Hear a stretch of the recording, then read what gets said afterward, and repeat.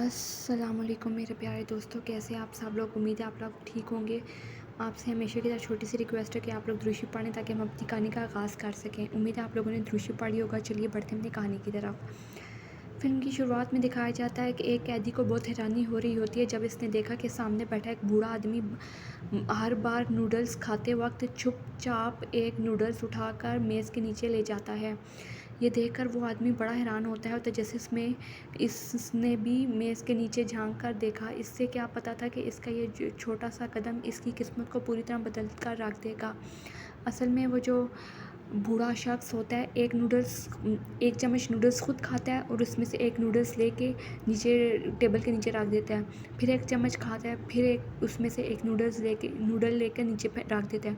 फिर इसी तरह एक चम्मच लेता है और नूडल लेकर नीचे रख देता है। असल में जिसे उम्र कैद की सज़ा मिली थी, इस बूढ़े कैदी ने मेज़ के नीचे एक चूहा पाल रखा था जो इसकी ही तरह आज़ादी से दूर था।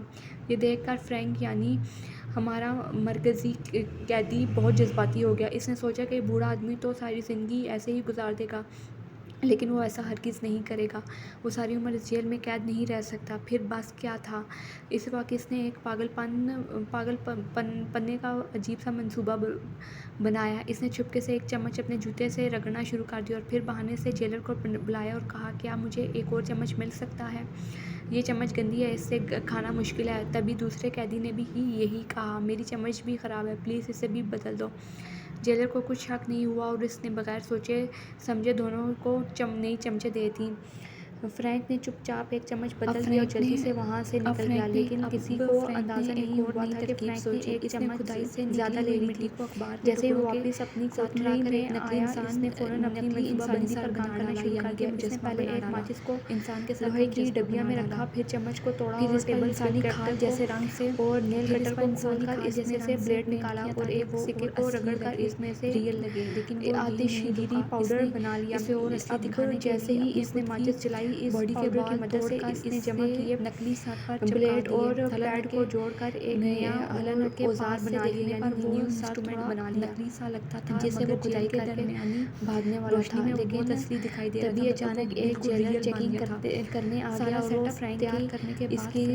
फ्रैंक की कोठरी में आ गया। इसे जरा बराबर रास्ता चेक करेगा, लेकिन इसे नहीं शुक्र है कि पता था कि इस वक्त पास वाली कोठरी के कैदी ने जल्दी से दरवाज़ा यानी कि पीटना शुरू कर दिया, जिससे फ्रैंक को खतरे का अंदाज़ा हो गया। इसने फ़ौरन खुदाई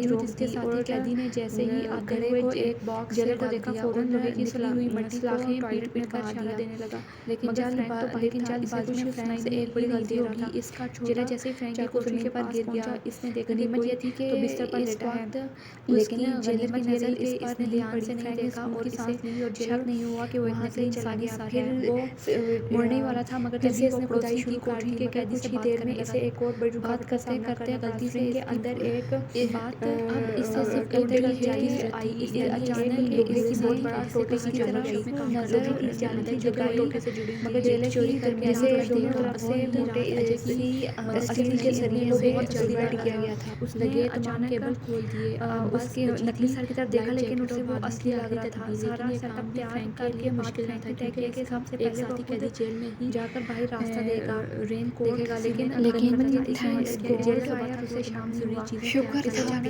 इसने अपने बगल बिल्कुल वही और इस तरह, लेकिन इस देर से फ्रैंक को कुछ शक जरा भी, मगर जैसे ही वो जाने लगा, इसने मुड़कर फ्रैंक से एक ऐसी बात ने आवाज़ निकालना शुरू कर दिया। फ्रैंक के चेहरे का रंग दिया और उसने जेल का दौर में एक बंदे को उठाने की कोशिश कर तुम्हें जल्दी एक नई जेल की दौरान फ्रैंक की मिलने लेटा हुआ मिलने वाली है, क्योंकि जैसे ही ढंग गया था खाने के लिए लेकर फ्रैंक इसी तरह गिरते पड़ते बचते बचाते भागते छूटते किसी न किसी तरह वो लोग इस पार कर लेते हैं और आगे समुंदर था। वो लोग अपनी लाइफ जैकेट्स निकालते हैं और समुंदर में छलांग लगा देते हैं और तैरना शुरू कर देते हैं।